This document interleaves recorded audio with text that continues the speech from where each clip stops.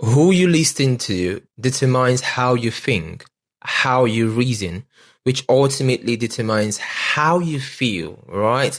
And that is what now impacts your choices, which then leads to your decisions, that ultimately leads to your actions, which now produces the results of your life. So this means if you don't like the result you're having in your life right now, what you need to check is you have to check your actions. If if you can't see anything wrong with your actions, trace it to your decisions. So if you check it, if you're looking through your decisions, check it to your choices. From your choices, you trace it to how you feel, and how you feel is connected to based on how you think and how you reason. And then when you look at it there, the next thing you want to look at is who are you listening to? This means that if you want to change the result you have in your life, you have to change who you listen to 80% of the time.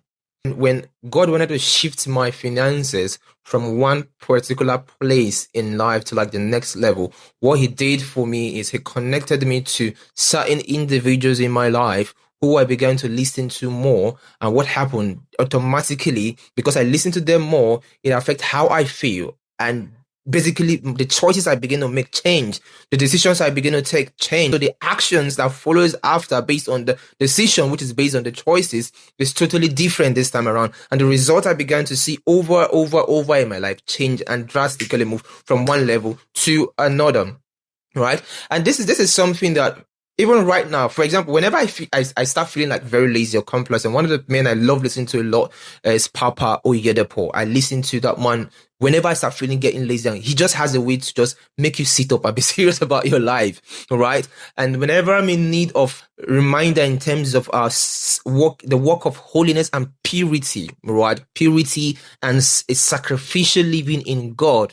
One man that always come to mind is Apostle Romeo Sawyer. I listen to him a lot because he brings that consciousness in you. Because especially when you work in an industry that is filled with a lot of carnality and a lot of voices, you need to find the balance that brings you to know that you need that work of salvation, and you don't get lost in the hyper grace messages, right? Apostle Romeo is one of that man that bring that kind of balance. And then whenever I'm in need of financial business wisdom, I obviously listen to my mentors.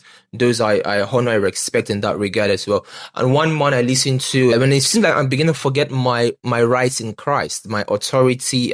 He reminds you of your authority as a believer and what is available for you and what is possible, is Pastor David Ibiome. Pastor David Ibiome. It could be different persons for you, right? But these people help govern how I think and reason in these areas and in these sectors, which ultimately, if you want to